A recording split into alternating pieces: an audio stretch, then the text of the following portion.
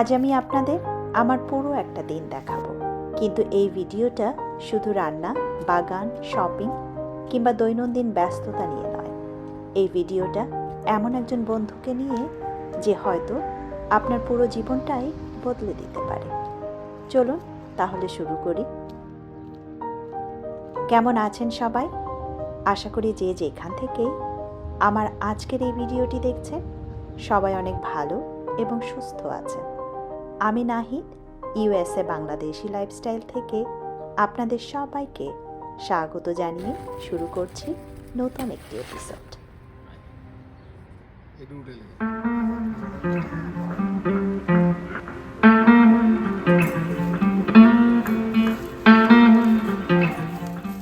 সকালে একটু হাঁটাহাঁটি করে বাগানে চলে আসলাম। এসেই এই কুমড়ো ফুলগুলো কেটে নিচ্ছি। এই বছর এখনও কুমড়ো ফুলের পাকোড়াই খাওয়া হয়নি, তাই ভাবলাম আজকে সকালটা শুরু করি নিজের বাগানের তাজা কুমড়ো ফুল দিয়ে। তবে প্রকৃতির একটা নিয়ম আছে, প্রতিটি সৌন্দর্য উপভোগ করারও একটা সময় আছে। রোদ বেড়ে গেলে এই ফুলগুলো বেশিক্ষণ সতেজ থাকে না, তাই ঠিক করলাম বিকালে না, আজ সকালটা শুরু করি কুমড়ো ফুলের পাকোড়া দিয়ে।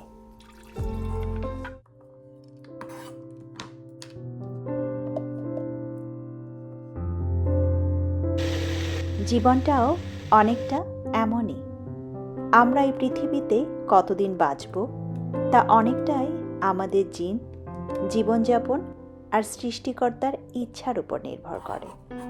কিন্তু আমরা কেমন জীবন কাটাবো, কতটা শান্তিতে বাঁচব, কতটা আনন্দ নিয়ে প্রতিটি সকালকে স্বাগত জানাবো, সেটা অনেকাংশেই নির্ভর করে আমাদের চারপাশের মানুষের উপর। আর সেই মানুষদের মধ্যে একজন সত্যিকারের বন্ধু থাকাটা জীবনের সবচেয়ে বড় আশীর্বাদগুলোর একটি। বন্ধু মানেই শুধু গল্প করা, ঘুরে বেড়ানো কিংবা সময় কাটানো নয়। প্রকৃত বন্ধু হলো সেই মানুষ যার সঙ্গে কিছুক্ষণ কথা বলার পর মনে হবে জীবনটা এখনো সুন্দর। আজ রবিবার, তাই সপ্তাহের অন্য দিনের তুলনায় একটু বাড়তি কিছু কাজ এগিয়ে রাখার চেষ্টা করছি। ব্যস্ত সপ্তাহের মধ্যে সময় বাঁচানোর জন্য কিছু প্রিপারেশন আগে করে রাখলে পরে অনেক সুবিধা হয়। তাই আজ একটু আদা রসুন বেটে রেখে দিলাম। রান্নার সময় এই ছোট ছোট প্রস্তুতিগুলো অনেক সাহায্য করে। আর পাকোড়া বানানোর জন্য ডালগুলো কিছুক্ষণ আগে ভিজিয়ে রেখেছিলাম, এখন এগুলো পেস্ট করে নিলাম। আর পাকোড়া বানানোর জন্য আমাদের সব রেগুলার মশলা দিয়ে একটা ব্যাটার তৈরি করে নিলাম।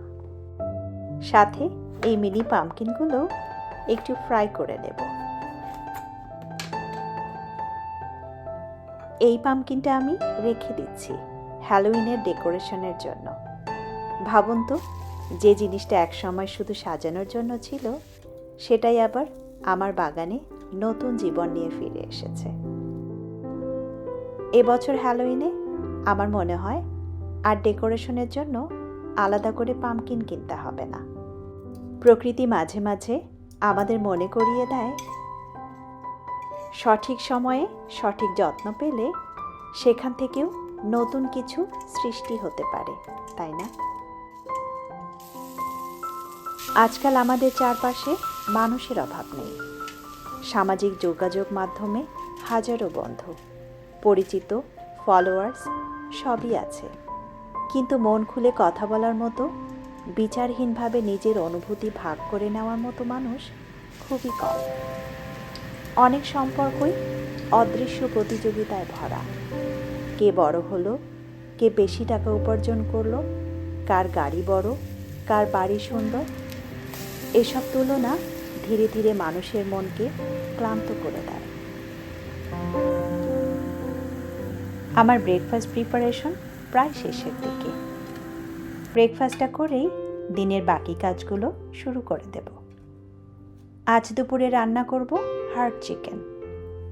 যেহেতু হার্ড চিকেন রান্না হতে বেশ সময় লাগে, তাই চুলায় বসিয়ে দিয়ে ঘরের ছোট ছোট কাজগুলো গুছিয়ে নেব। আমার কাছে এই ছোট ছোট কাজগুলোর মধ্যেও একটা আলাদা তৃপ্তি আছে। তবে শুধু ঘর গুছিয়ে রাখলেই তো জীবন গুছানো হয় না, আমাদের মনটাকেও তো গুছিয়ে রাখতে হয়। আর সেই কাজটা অনেক সহজ হয়ে যায় যদি পাশে একটা ভালো বন্ধু থাকে। তাই বন্ধু বেছে নেওয়ার সময় শুধু মানুষের সঙ্গ নয়, তার মানসিকতাকেও গুরুত্ব দিন। জীবনে এমন একজন বন্ধু খুঁজুন যার সঙ্গে দেখা হলে রাজনীতি নিয়ে তর্ক না করলেও চলে, অন্যের সমালোচনা না করলেও চলে, বরং যার সঙ্গে ঘন্টার পর ঘন্টা কথা বলা যায় একটি নতুন গাছের চারা নিয়ে, একটি ফুটে ওঠা ফুল নিয়ে, বৃষ্টির গন্ধ নিয়ে, কিংবা আকাশের দিকে তাকিয়ে সূর্যাস্তের রং নিয়ে। গাছপ্রেমী মানুষদের মধ্যে একটা অদ্ভুত ধৈর্য থাকে, কারণ তারা জানে আজ একটি চারা লাগালে আগামীকাল ফল পাওয়া যায় না, অপেক্ষা করতে হয়, যত্ন নিতে হয়, ভালোবাসা দিতে হয়। এই অপেক্ষার শিক্ষা শুধু গাছ নয়, জীবনও শেখায়। যে মানুষ একটি গাছকে ভালোবাসতে পারে সে সাধারণত মানুষকেও ভালোবাসতে শেখে, কারণ প্রকৃতি আমাদের বিনিময় ছাড়াই দিয়ে যেতে শেখায়। একজন গাছপ্রেমী বন্ধুর সঙ্গে হাঁটতে বের হলে হয়তো সে আপনাকে দেখাবে, দেখো এই ফুলটা আজ প্রথম ফুটেছে, কিংবা বলবে এই মরিচ গাছটার বীজ আমি কয়েক মাস আগে লাগিয়েছিলাম। হয়তো এই কথাগুলো খুব সাধারণ মনে হতে পারে, কিন্তু এই সাধারণ কথার মধ্যেই লুকিয়ে আছে অসম্ভব সরলতা। তারপর যদি আমরা বই নিয়ে কথা বলি, একটি ভালো বই এমন একজন নীরব শিক্ষক যে কোনো প্রতিদানের আশা না করে আমাদের চিন্তা করতে শেখায়। ভাবুন তো, দুই বন্ধু একই বই পড়ে বসে আলোচনা করছে। একজন বলছে আমি এই অংশটা থেকে এটা শিখেছি, আরেকজন বলছে আমি বিষয়টাকে অন্যভাবে দেখেছি। এভাবেই মানুষ বড় হয়, শুধু বয়সে নয়, চিন্তায়ও। জীবন দর্শন নিয়েও কথা বলা উচিত। আমরা কেন এত ব্যস্ত, কেন সব সময় আরো বেশি পাওয়ার জন্য ছুটে চলি? সুখ কি সত্যি অনেক অর্থের মধ্যে লুকিয়ে আছে, নাকি এক কাপ চা হাতে প্রিয় বন্ধুর সঙ্গে সূর্যাস্ত দেখার মধ্যেই সুখের একটা বড় অংশ লুকিয়ে আছে? এই প্রশ্নগুলোর উত্তর সবার কাছে এক হবে না, কিন্তু প্রশ্নগুলো নিয়ে ভাবার অভ্যাসই আমাদের মানুষ হিসেবে আরো পরিণত করে। ঘরের বেশ কিছু কাজ গুছিয়ে নিয়ে দুপুরের খাবার খেয়ে এখন মিনির সঙ্গে একটু সময় কাটাচ্ছি। তারপর বের হব গাছগুলোতে পানি দিতে। আসলে যে কোনো ভালো কিছুর ফল পেতে হলে সময় যেমন দিতে হয়, তেমনি যত্নও করতে হয়, সেটা গাছই হোক কিংবা সম্পর্ক। গাছের যত্ন নেওয়ার মধ্যেও ভীষণ শান্তি আছে।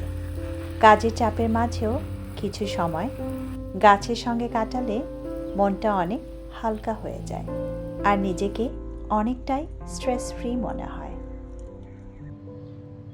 গাছে পানি দিতে এসেই দেখলাম লাউ গাছে একটা মেয়ে ফুল আর একটা ছেলে ফুল ফুটেছে। কয়েকদিন ধরেই দেখছিলাম কখনো একসঙ্গে অনেকগুলো ছেলে ফুল ফুটছে, আবার কখনো শুধু মেয়ে ফুল। তাই আজ প্রথমবার যখন দুটো একসঙ্গে পেলাম তখনই এটাকে পলিনেট করে নিলাম।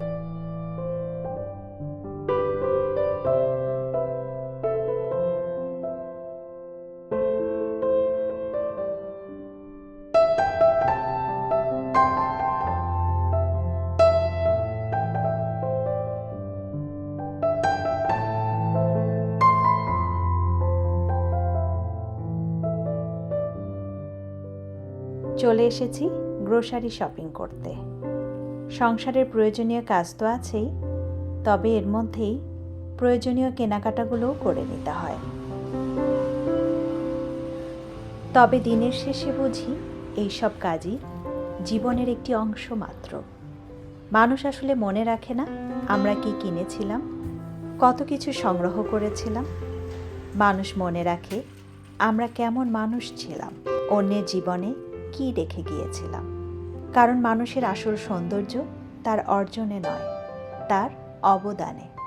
আমরা পৃথিবী থেকে কিছু নিয়ে যাব না, কিন্তু পৃথিবীর জন্য কি রেখে গেলাম সেটাই আমাদের বড় পরিচয় হয়ে থাকবে।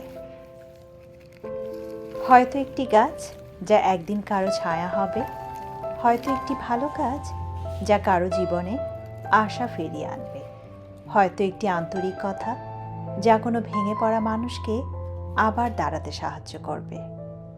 আর যদি সেই কাজগুলো একজন প্রিয় বন্ধুর সঙ্গে করা যায়, তাহলে জীবন আরও অর্থবহ হয়ে ওঠে। একটি প্রাচীন প্রবাদ আছে, তুমি যাদের সঙ্গে সময় কাটাও, একদিন তুমি নিজেও তেমন হয়ে ওঠো। তাই এমন বন্ধু বেছে নিন যে আপনাকে কৃতজ্ঞ হতে শেখায়, ধৈর্য ধরতে শেখায়, প্রকৃতিকে ভালোবাসতে শেখায় এবং মানুষের উপকার করতে শেখায়। কারণ পৃথিবীতে ভালো মানুষের অভাব নেই, কিন্তু ভালো সঙ্গের অভাব আছে।